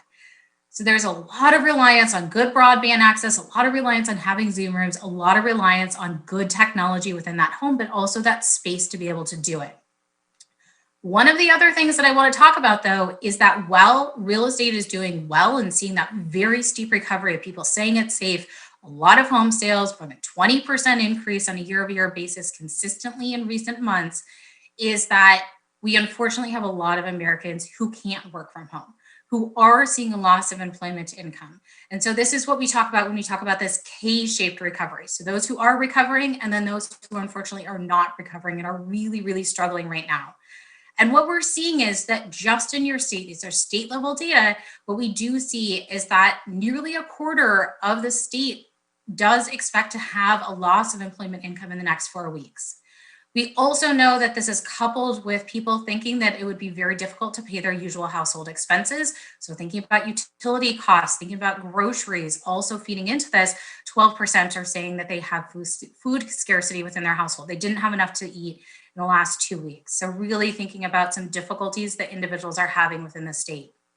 The other thing that we know is this is affecting the ability to pay rent, to make mortgage payments, and what the future holds for these individuals. And so we do see here, and this has been tracking up on a nationwide level. Census has been doing this data for a number of months now, and you can actually play around with this on a map. You can see state level data, and you can see how it has tracked over time. So I would encourage you, if you are interested, to play around with this. It's pretty discouraging. There's a lot of Americans who really, really are struggling right now. All right. Now bring it back up. That was a pretty difficult slide to go through, but I do think it's a good thing to just be aware of what is going on in the larger sense. All right, so let's take a look at some of these changes that are happening for home buyers today, because we really, really are seeing some changes. We do the profile of home buyers and sellers on an annual basis. We've been doing it since 1981. And we actually this year were able to divide out buyers who actually purchased before the pandemic, and then those who purchased during the pandemic. It's crazy. There are some very big changes. Now, again, when we talk about that K-shaped recovery, what we can see here is that people who have higher incomes are more likely to be in that housing market today. They can purchase these higher price point homes. They can actually navigate that housing market when there is multiple bids on that property. And these buyers are the ones who are active. When we look at homes that are more than $500,000 that were purchased during the pandemic, what we saw is they jumped from a share that was in the teens to nearly a quarter of homes that were purchased during the pandemic were over $500,000. So again, very, very well-heeled buyers able to compete in this environment. The other thing that we're seeing is that buyers are purchasing a home that's good for right now. They're not necessarily saying this is my forever home. They're not necessarily saying I'm going to live here forever, but they're saying my median expected time, when we look at all this data, is 10 years versus 15 years for pre-pandemic buyers. I think that really speaks to buyers saying, I have to get out of this current living situation. This may not be my be all end all, but it has to fit my current family right now. The other thing we're seeing is a lot of people are moving farther distances. They're at least moving to farther out suburbs. We've actually tracked this data using post office data. We actually did a Freedom of Information Act to be able to get the data from the post office. Very cool to be able to do that. And what we were able to see is, yes, people are moving farther out. It's not a surprise. The number one reason to sell today is just for more space. And so what we're seeing is that people are actually feeling wary about jumping on a flight, but they're buying a home sight unseen. We had no reason to track this data pre-pandemic. We really had no reason to track it at all. But when we looked at this during the pandemic, what we did see is that 1 in 20 buyers did put a contract down, purchase that home without physically seeing that home. That's a lot of reliance on that realtor in that transaction to really make sure that they're showing them the neighborhood, the home, more than they can find on Google Maps, really showing them that home virtually. The other thing that we're seeing is that people are being very strategic in the homes they're walking through. Now, a lot of this has to do with competition. You have to be strategic with that lack of inventory, narrowing the homes that you're seeing. We're very much seeing this in the data. It actually went down to a median of 3 at one point early in the pandemic of people saying, you know what, I'm going to put an offer down after seeing 3 homes. It's like an HGTV dream. You wouldn't have expected it in the past because people traditionally have been walking through 10 to 12 homes in the past 2 years. So really, we had been seeing a lot of narrowing of those homes being seen. Let me jump into some demographic changes that we're seeing, and they're big. What we're seeing here is that there is a massive ramp up in purchasing of multi-generational homes. It has increased to 1 in 6 buyers during COVID purchasing a multi-generational home. Very big jump. We've been tracking this data for a number of years now. It's been consistently 11, 12%, bouncing around there. Very low. It's sizable, but it's not that much, and we hadn't seen an increase. To see it jump to 15%, that's an increase in just a few months. The number one reason is aging parents moving into that home. So thinking about perhaps someone who's living in a senior center, assisted living, individually now living in that family member's home. Now, there's some pretty big implications here for the housing stock. Is it going to be able to accommodate safety concerns within that home? Thinking about wider hallways, wider doorways, guardrails and bathrooms, things like this. Is the housing stock be able to accommodate that? I don't know. The other big thing that we saw a big jump in the reason why for multi-generational homes is actually cost savings. It's pooling incomes among multiple adults earning incomes and saying, you know what, this is my fallback plan. Maybe it's junior, maybe it's my parent, maybe it's my sibling, but somehow this adult who I wouldn't traditionally be living with is my financial fallback plan. It's a good way to buy a bigger home, but it also is what a lot of people are doing right now. The other big thing that we're seeing is that we actually have the largest share of young adults who are in their teens to mid-20s who are actually living at home since the Great Depression. 52% of young adults are living at home. This is the highest share that we've recorded in recent history. Really, really high share of young adults at home. Now, it's not a driving reason to purchase a multi-generational home. A lot of that could be is that was their childhood bedroom, they're just moving back into it, or perhaps into a home that has enough room to accommodate them. But again, a very big reason on the greater spectrum of why people are buying these multi-generational homes. Lots of reasons behind that. College went online. In fact, 70% of Missourians who were in those college age range changed their college plans because of COVID. So we are seeing a lot of changes that way, but also a lot of young adults lost their jobs, and a lot of people saying, you know what, I'm going to move out of this expensive apartment that I'm renting, move back home with mom and dad during COVID. At least I can quarantine, live with people right now, as opposed to living individually and paying that high rent, especially when I can work virtually. The other big change that we're seeing here is a massive baby bust. Now, I know I'll probably get some argument here because I know if you look around, a few of your friends are probably having babies because we're hitting that 10 months of being in the pandemic. Now, I will say, though, on a national scale, when we look at the data, what the census is reporting, what other countries are reporting is that we are seeing a contraction in birth in this country. And this has been a very long time coming. This has been happening for a number of years. It's more than a 30-year low in birth rates in the country. It really is a continuation of a past trend. But a lot of this has to do with finances. A lot of it has to do with the massive exodus of working women in the workforce right now. A lot of women stepping away and saying, you know what, I can't do it. I can't homeschool my kids, Zoom school my kids, watch them with no daycare and work at the same time. I just can't do it. So they're stepping out of the workforce. So adding on additional children into that family situation, or as a woman thinking about going to a hospital and having a birth right now without being able to have your partner or your spouse in that room, probably very, very difficult for a lot of women to fathom. So we are seeing this continual drop in birth rates. Again, a continuation of a past trend, but an acceleration of a past trend that we hadn't been seeing. What I'm showing you on this chart is that when we look back at the 1980s, 58% of homebuyers did have a child in their home.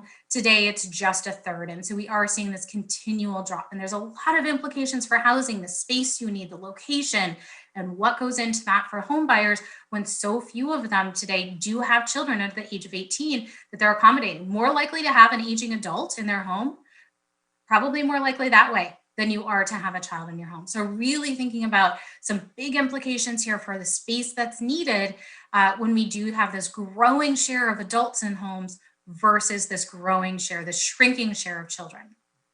All right, we are seeing absolutely a clearing of shelters. If you're trying to adopt a dog right now, a cat right now, good luck. You're not going to find them. You can't find inventory for homes, but you certainly can't find animals right now. Really crazy reports in that in the last year, home prices gone up 12%, 13%. The highest that they've gone up is in one area in Connecticut where they've actually gone up, I think, 27% in the last year, Greenwich, Connecticut. That's crazy. That's a huge increase in home prices in that area. But if you think of the cost of a dog, the cost of a dog has gone up 150% in the last year. That is insanity. That dog will destroy your furniture and your rug, and people are paying 150% more for companionship right now.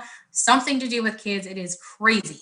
When you think of the cost of a cat, that's also gone up, and that cat will destroy your furniture. I have 4 of them, and they absolutely destroy it. Lots of spray bottles in my house.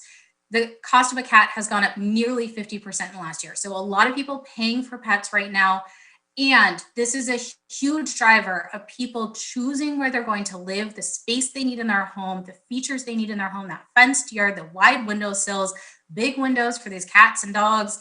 And people really are choosing this as a driver to have these amenities, to have HOAs be able to accommodate these pets. The other big change that we are continuing to see is a drop in marriage rates in the country. Census has reported this data in the last month. They've come up with it and said we are continuing to see a drop in marriage rates. People really stepping away from the institution, not having money to do it, doing it at a later age. And so we're seeing this drop in marriage overall. When we look back at the 1960s overall with marriage rates, what we do see is that back in the 1960s, more than 70% of American adults were married. Today, just half are married. And again, that's a shrinking share of people who are married and are getting divorced. What we do see is this mirrors the first-time homebuyer trend. We also see a shrinking share of first-time homebuyers who are married. And we see that that has dropped as well from 75% back in the 80s to just 52% now, continuing to drop on an annual basis.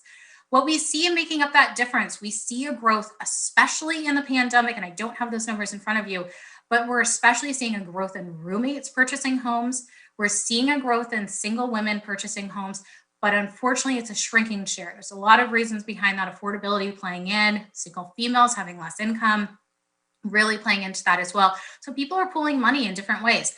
Unmarried couples growing, roommates growing.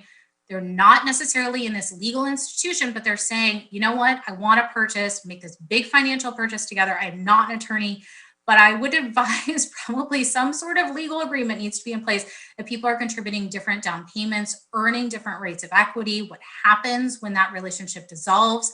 Lots of implications there for housing when we see these really big shares jumping, especially during the pandemic.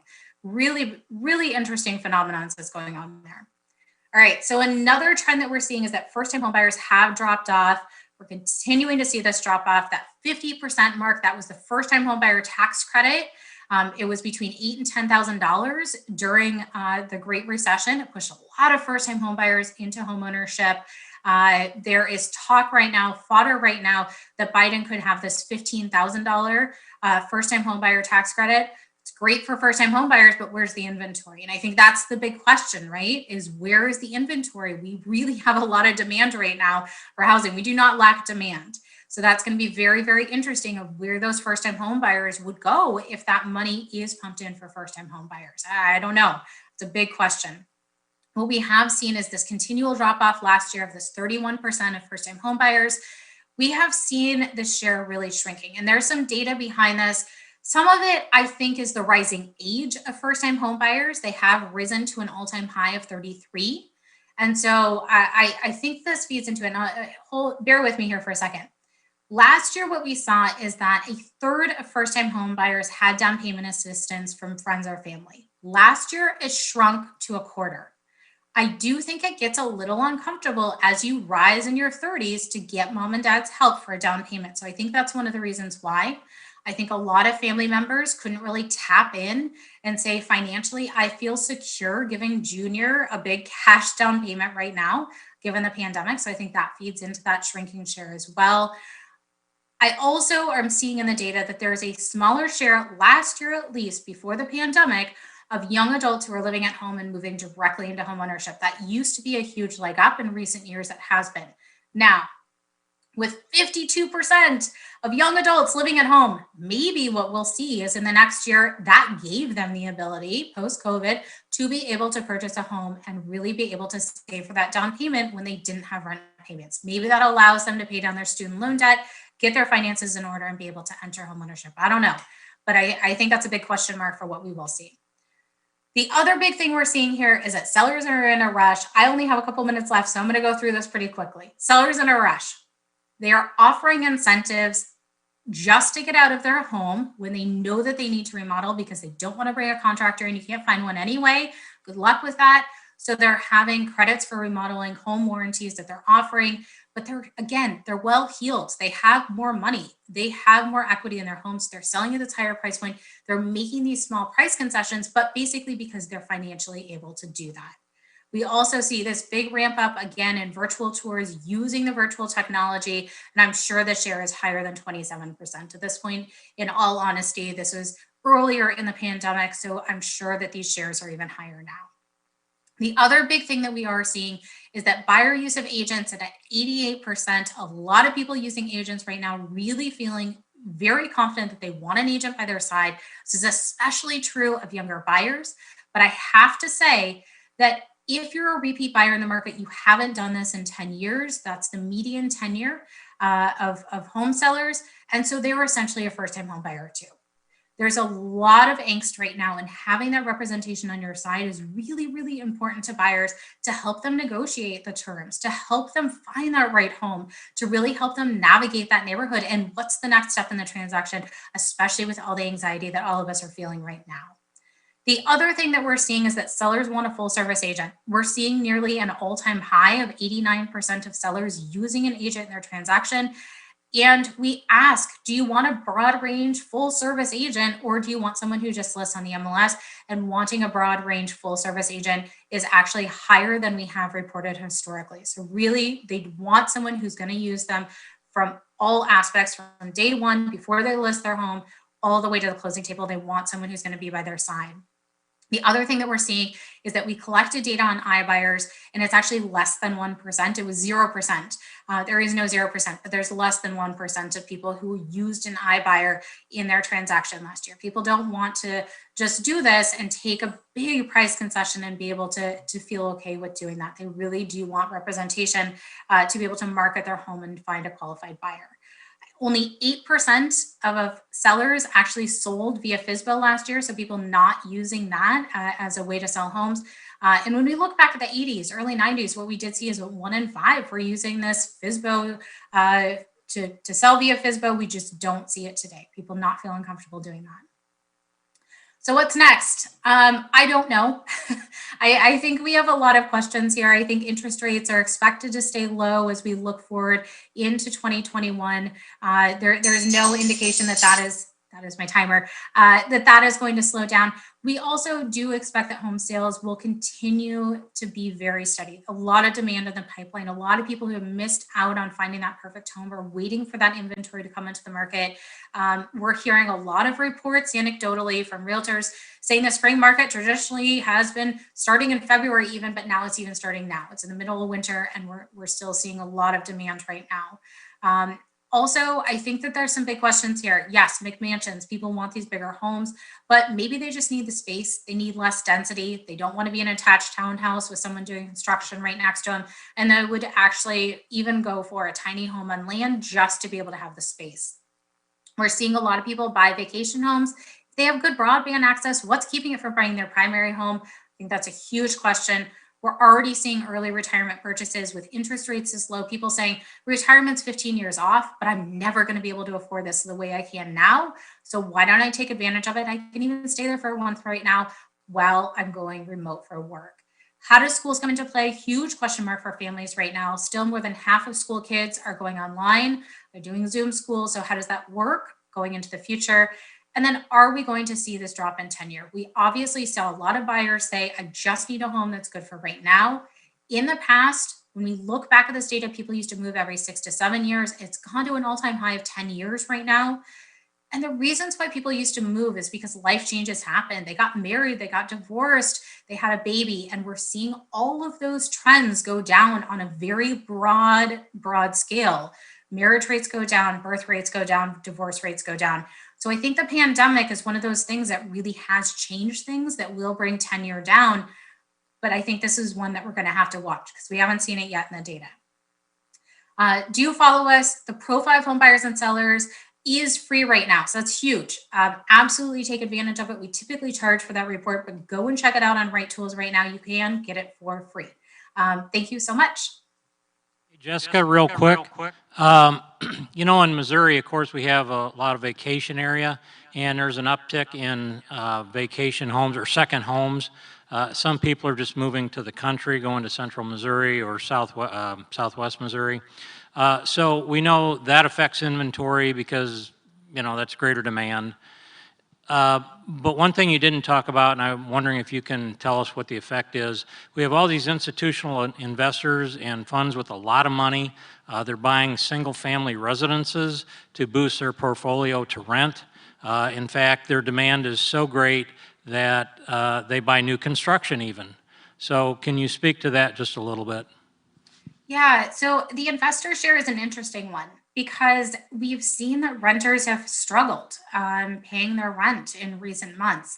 And so we've actually seen at least the mom and pop investors have taken a step back. We're seeing that people are buying these vacation homes. They're willing to probably Airbnb or VRBO it, but not necessarily on a large scale of just pure investors.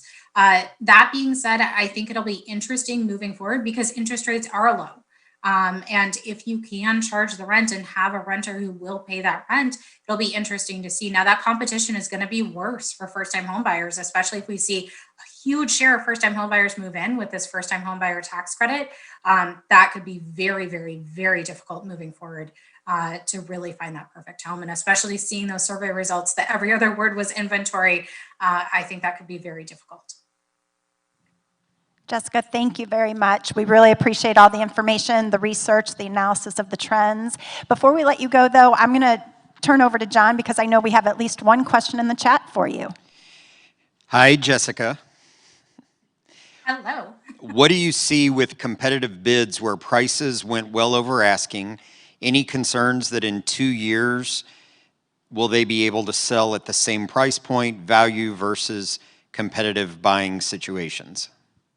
Yeah, so I guess you're probably asking, are we seeing this price bubble right now, or are we seeing that bubbleishness? We're not.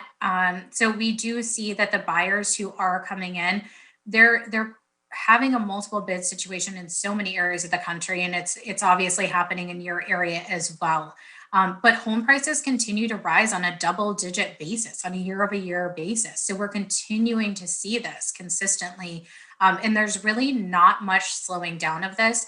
And interest rates are low. And the lending that is happening is very, very tight for buyers to be able to enter. So they have to be a qualified buyer to be able to enter in this market. It's not like those no-doc loans that we had seen in years past. Great, thank you so much. And just as a reminder, or actually to let Jessica know, our in-audience here, I've seen lots of them taking pictures of your slides, so thank you very much. I think you provided some wonderful resources for us to go back to. So for everybody here in person and live streaming, remember, this is taped, so you can go back and pull that information to do some of your research on your own counties. Again, Jessica, thank you so much for joining us today. Thank you. Okay, now, as we all know, that there's been so much focus on what's happening in Washington, D.C. right now. Before we get to our special advocacy speaker this afternoon, though, we do have a special taped message from Congressman Cleaver from Missouri's 5th Congressional District. Hello, this is Congressman Emanuel Cleaver. Thank you very much for giving me an opportunity to talk with you about what we are hoping to get done in the 117th Congress. As you may know, as you clearly know, things are rather disruptive in Washington right now. We all have even difficulty getting out of the Capitol to our apartments or frankly getting from one location to the other. There are 22,000 troops around the Capitol. Some of the issues that we're going to deal with immediately. This rental issue is not something that can wait. And it's not just helping the renters, but it helps the small landlords. They are going without payments. And so if we don't do something, we're going to have the masses of people ousted from those rental units. On December 21st, of course, that's the last Congress, we passed this emergency housing assistance for vulnerable Americans.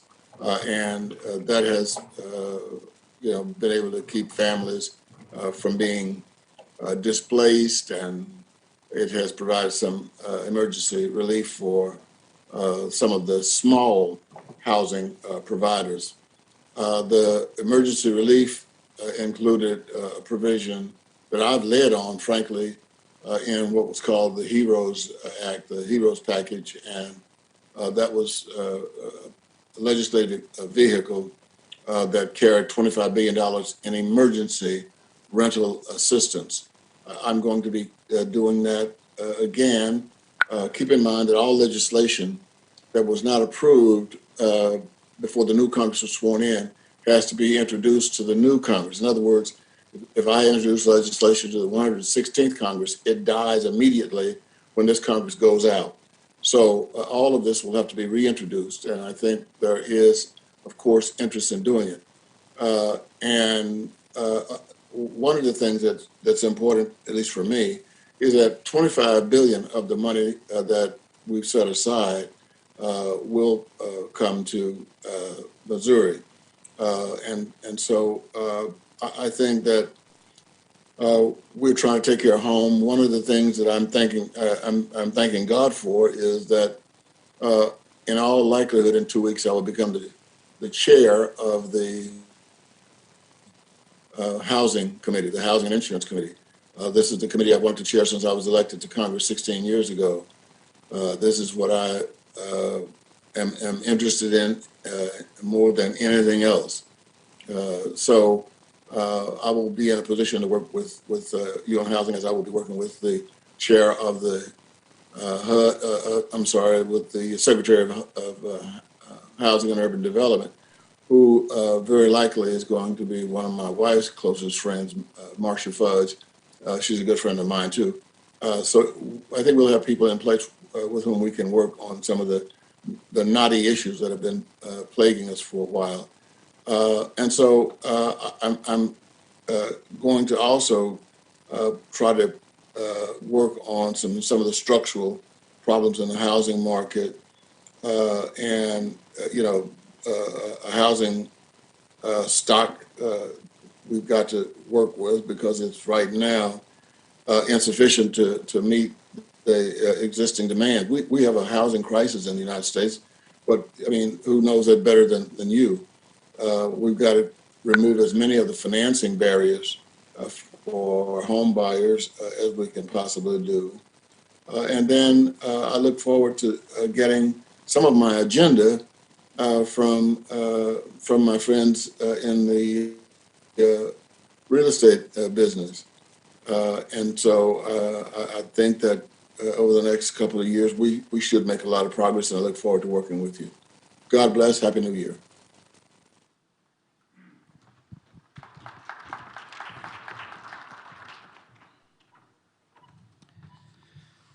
Congratulations to Congressman Cleaver that he will soon be the chair of the Housing Subcommittee in the House of Representatives. Speaking of the U.S. House of Representatives, our final speaker today is Ryan Rusbelt, and I apologize if I pronounce his name wrong. He worked with the U.S. House of Representatives for over 7 years, serving on the staff of the Financial Services Committee, and with members of Congress from New Hampshire and New York. Ryan is now working for us in Washington, D.C. as a federal legislative representative with the National Association of Realtors. On our member survey, at least 1/3 of respondents expressed interest or concern about what effects legislative and regulatory actions from the Biden administration may cause short and long-term, what the effects may be from short and long-term effects to the real estate industry. Ryan, I assume, will address potential changes to the 1031 exchange, capital gains, mortgage interest, and property tax deductions. Thank you for joining us live from the nation's capital to talk about these. Yeah, absolutely. Thank you very much for having me today. I appreciate it. As Jessica mentioned in her presentation, working from home is kind of a blessing and a curse. The good thing is you guys can't tell that I'm actually wearing basketball shorts under here, so it's been all good. But I actually have my colleague Jack Greason standing by as well, because I also looked outside and there's a Verizon truck out there. So I don't know what they're going to do with the internet, but he's standing by, just in case. But yeah, obviously, it's an honor to be here to be able to talk with you guys, and it's been great working with your delegation too. As you mentioned, I was a former House Financial Services Committee staffer, where I worked with Chairman Lukemeyer, Mr. Cleaver, Ms. Wagner, former member William Lacey Clay. Just a random thing. A really good friend of mine from high school is actually Ranking Member Graves' deputy staff director. So. Worked a lot with the Missouri members, and they've been all fantastic, and they're great support, and they're really good supporters of realtor issues. But kind of giving a little bit of a flavor of what's going on in DC. You guys have the news, you guys see it. It's been obviously been crazy with the transition of power, the runoff and the Senate elections, the changeover of power from the Senates, the freshman orientations, the committee structures. It's been absolutely wild. Been bouncing off the walls. Everybody's trying to get their ducks in a row. Their policy is all set, and what we saw from yesterday is that the administration plans to move very quickly. On President Biden's first day, we saw 17 executive orders signed into law, or signed into as an executive order, excuse me. And then today he signed additional ones, authorizing the use of the Defense Protection Act and some more relief to combat the COVID-19 pandemic.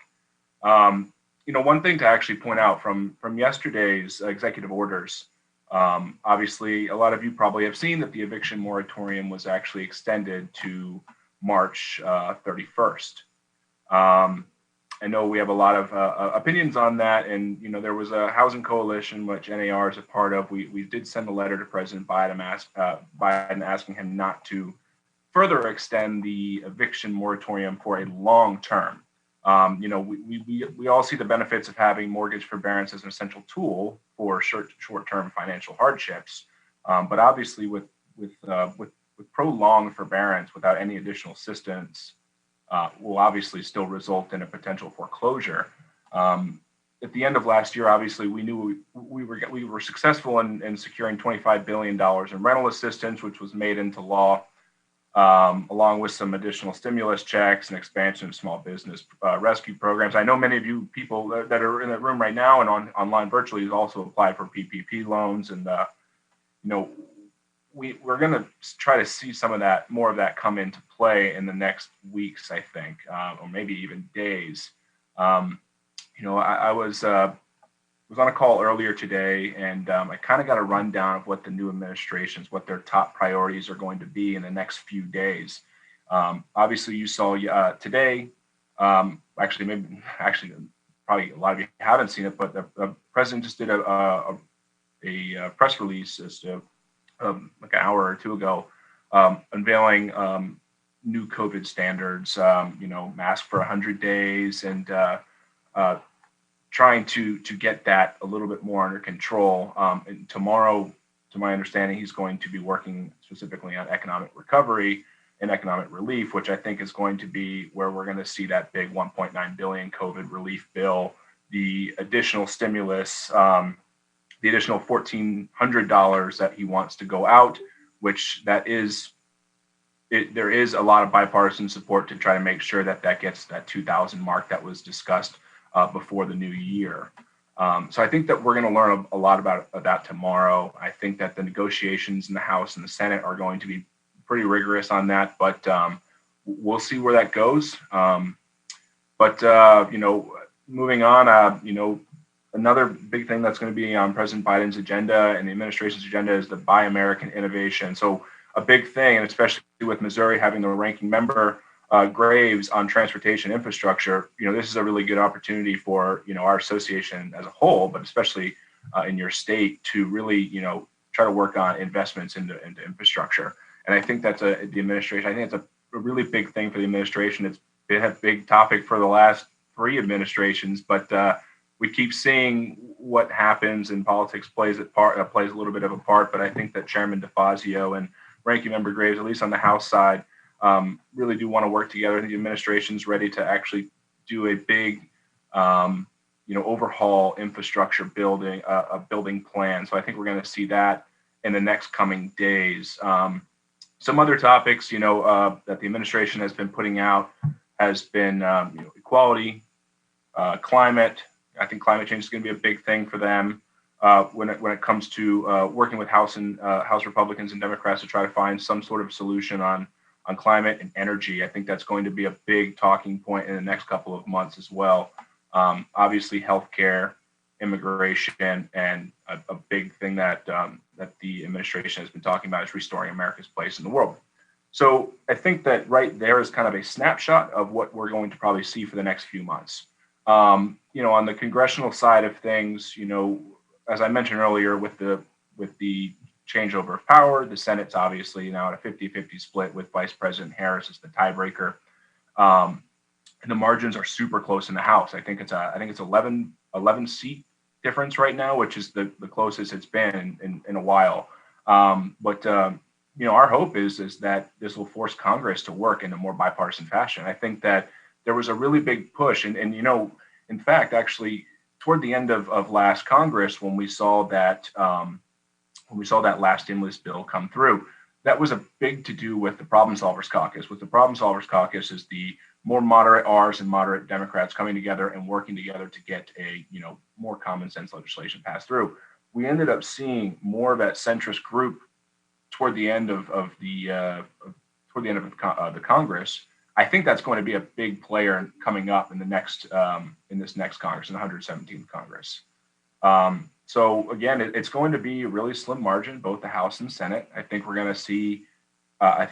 Some realistic, hands out, reaching out for bipartisan support. So it's going to be interesting to kind of see how this all unfolds. Things that we are watching out for legislative priorities. Obviously, the 1031 like-kind exchange. We're hopefully that's going to not have any change. Hopefully, it's going to be all good. We're going to be able to protect that. It's eviction moratorium, as I mentioned earlier. We're going to obviously continue to push for the rental assistance aspect. With the new COVID bill,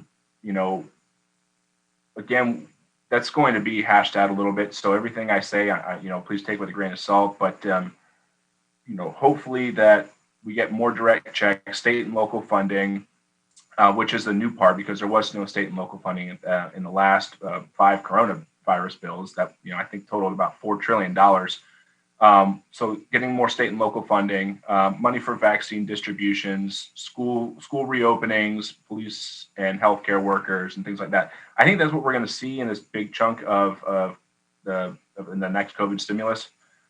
So that we get our eyes on that a good amount. As I mentioned earlier, a new infrastructure package that could be coming to the doorstep here shortly. I think it's going to focus on, again, with rates being so low, it's a great time right now to do a big transportation infrastructure package. But I think, from our perspective, broadband's obviously been a huge thing, as, Jessica and was mentioning, working from home, in a lot of areas, in rural areas, there's no access to internet, and that means people that are working, telemedicine, school, all these, things. It's a really big issue that we've been tracking, and I think it's been really gaining a lot of ground on the Hill. And then just with general safety, with roads, bridges, mass transit, and the list goes on. When we were live, I think in San Francisco, one of our realtors stood up and they said, realtors, we don't just sell homes, we sell communities, and we want to ensure that our communities are safe and have all the necessary commodities that are available. And I think that that's a reason why we've been putting so much more effort into infrastructure recently. That really hit home, and I think that there's going to be a really good chance of an infrastructure package. as we mentioned, tax. Tax is going to be, it's going to be a real big focal point. I think the administration's plan is to undo some of the Tax Cuts and Jobs Act that passed at the beginning of President Trump's first term. One of those could be getting rid of the SALT tax deduction, which is state and local tax deduction. But there has, there's been some talk about, on a bipartisan level, removing the marriage penalty in the SALT tax deduction, where if you look at the standard deduction, how it goes from $12,000 to $1,200 to $2,400, the same thing is $12,000. Wow, I'm all mixed up with my numbers. I apologize. $12,000 to $24,000. It could go from $10,000 on the state and local tax deductions to $20,000 for a married couple. Right now, it's still stuck at that $10,000. So if you are filing as an individual, it's a $10,000 tax break. If you are married, it's still $10,000. It doesn't actually bump up. So there has been talk about that with Republicans and Democrats on both the Senate and the House of trying to fix that. But that's going to be a big talking point in the tax bill. And then also something that we've been really intrigued about is a first-time homebuyer tax credit. That is something that is going to be talked about, I think, moving forward. In fact, there was a couple of bills that were introduced in the last Congress on this. So, that is something where I think that may be brought into a new, bigger package coming forward. But, tax is going to be a huge conversation, I think, going forward. And then one of our favorite issues that seem to never goes away, as a former financial services staffer, this issue has always been looming, is a long-term national flood insurance program reauthorization. We've supported, I think, countless versions of the bill with reforms, with new mapping, with so many different components to it. We've supported a ton of bipartisan bills that have just passed overwhelmingly, and we just seem to not being able to get that over the hump, and that 5-year reauthorization is what we're looking for. And I think that, we've got another pretty good shot at it. I think we were really close last year with Congresswoman Maxine Waters and Ranking Member Patrick McHenry had a bill that we supported that we loved, and it just didn't make it over the finish line from time and a couple other things, but it kept getting looped in. But overall, I mean, we're going to see a little bit of a shakeup. I think that the housing industry has made it very clear, that obviously real estate's 1/5 of the U.S. economy. Our lawmakers, they understand this, and I think that they really do want to make sure what they're doing is not going to alter that. And I think they also know that a big part of our industry helped this nation stay afloat during this past year. Buying a home is a direct stimulus to the economy, and I think that when members of Congress and the administration talk about these, they really look at that, and they want to make sure that we're not going to tamper too much with our industry here. So, I mean, that's the best kind of snapshot I think I can provide right now. I know there's probably tons of questions, and I'll tell you right now, if I can't answer them, I apologize, but I promise I'll get back with you one way, shape, or form. But I'm more than happy to take any questions or comments or anything from anyone that may have anything. Ryan, believe it or not, I don't know that there are any questions in the chat right now. I'll reconfirm that with John. We don't. So, of course, I know that we can always reach out to John. We have the ability to reach out to you guys if we do have questions. So, again, thank you so much for being with us today. We really appreciate your time, and thank you for joining us from DC. Absolutely. Thank you guys very much. Take care. All right, guys. Well, I hope you enjoyed the forum as much as I did and what all of our speakers had to say. So once again, I'd really like to thank Katie, Jessica, and Ryan for everything that they brought to us today. We'll be back here again for the next Emerging Issues Forum in April, and at that time, we'll tackle more issues. But remember, the brainstorming and the problem solving, it doesn't just stop here. We don't have to wait until we get together again in April. So please keep those conversations alive on the landing. We do have an emerging issues community there that you can embrace and take on. And of course, there are other communities that you can participate in your conversations and your problem solving. I'd like to thank you all for joining us today and have a wonderful evening. Thank you.